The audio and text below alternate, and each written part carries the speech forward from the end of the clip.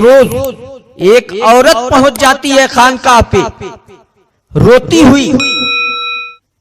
उनके नाना जान खानकाह से वापस निकलते हैं, पूछते हैं औरत माजरा क्या है, तू क्यों रो रही है?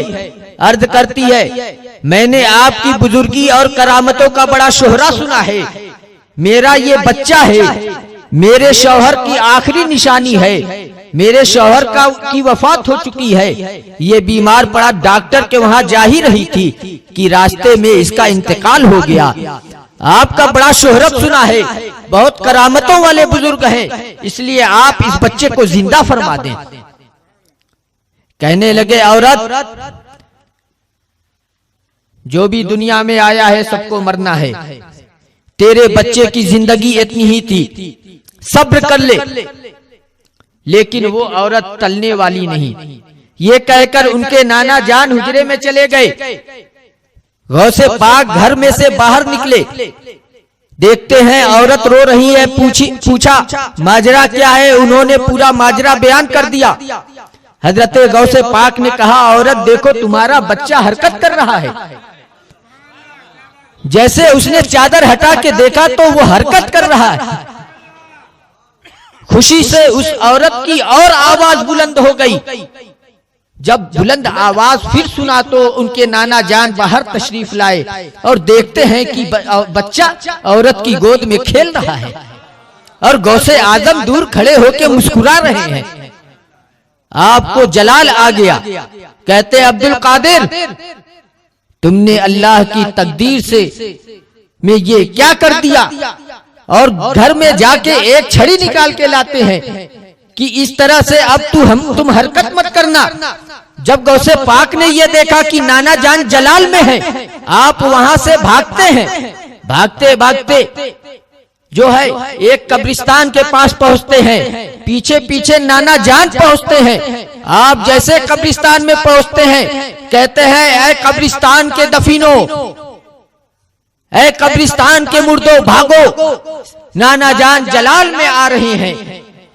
देखते ही देखते कब्रिस्तान से 300 मुर्दे अपनी अपनी कब्रों से उठे और सब एक तरफ भागने लगे। जैसे ही ये माजरा आपके नाना जान ने देखा है वहीं पे आप खड़े हो गए और गौसे पाक उस किनारे खड़े होके मुस्कुरा रहे हैं। फरमाते हैं ऐ मेरे बच्चे तुम्हारे मकामों मर्तबे तक हम लोग नहीं पहुंच सकते। आपकी उम्र शरीफ क्या थी उस वक्त? छोटे से बच्चे थे। उस वक्त ये करामतों का सुदूर, अल्लाह अकबर, आप सरापा करामत थी।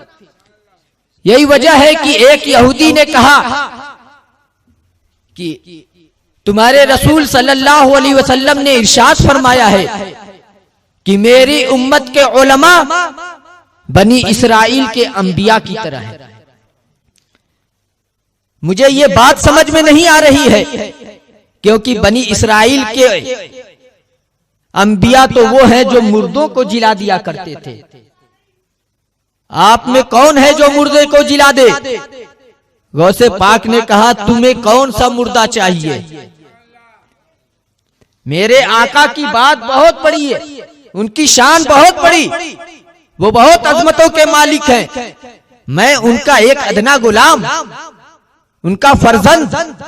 तुम बताओ तुम्हें कौन सा मुर्दा जिंदा चाहिए? एक पुरानी कब्रिस्तान में जो सबसे पुरानी कब्र थी उसकी तरफ उसने इशारा किया, मुझे ये वाला मुर्दा जिंदा चाहिए। आपने कहा सिर्फ मुर्दा ही जिंदा करूं या ये भी बताता चलूं कि वो क्या काम दुनिया में करता था? उसने कहा ये तो और बड़ी अच्छी बात है, इसी तरह से दिखा दीजिए। आपने कहा ए कब्र के मुर्दे, दुनिया में जो काम तू करता था उसके साथ बाहर आ। फौरन ही वो कब्र फटती है और मुर्दा गिटार बजाते हुए कब्र से बाहर निकलता है, सारंगी बजाते हुए। जब ये सूरत देखी है उस यहूदी ने तो उसके कबीले के 300 लोग आपके दस्तहक परस्त पे तौबा कर लिया और इस्लाम को कबूल किया।